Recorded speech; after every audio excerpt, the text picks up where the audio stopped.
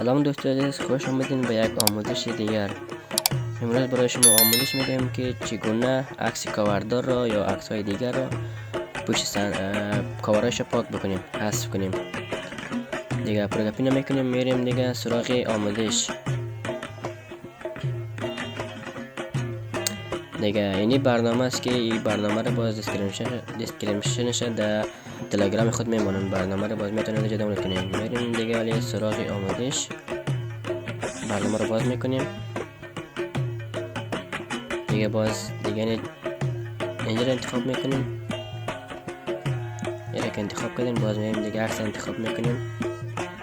ما برای فلان این عکس انتخاب میکنیم. این عکسی که انتخاب کنیم باز میزنیم سریانو تگمار. بعد از سریان تگمار کردیم سر ستاره که میزنیم دیگه ستاره که زدیم. از کامرای دست خود چهار طرف زردکات است، از عکس برش میکنیم دیگه لمس میکنیم، خودش پاک شده میره. دیگه ویدیو رو تماشا تا آخر بیننده باشید دوستان. برای حمایت از ما چینل ما رو سابسکرایب کنید دوستان. تا ویدیوهای بیشتر ما برای شما باید داشته باشیم.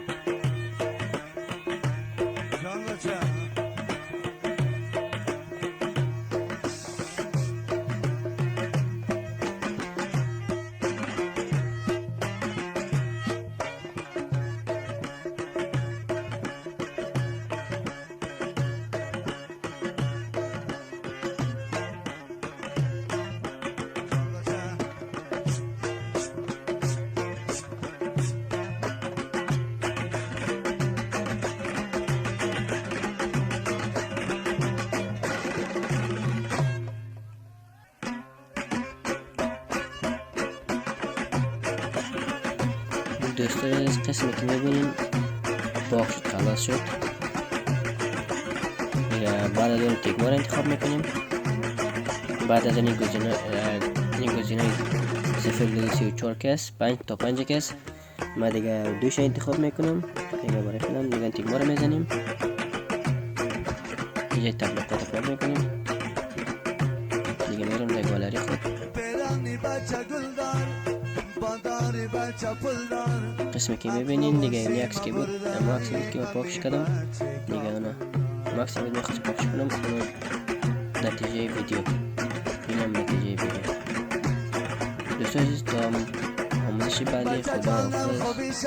دیگه چینل ما رو سابسکرایب کنید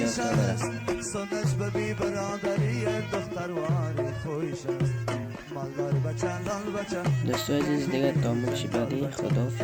وقت خوش.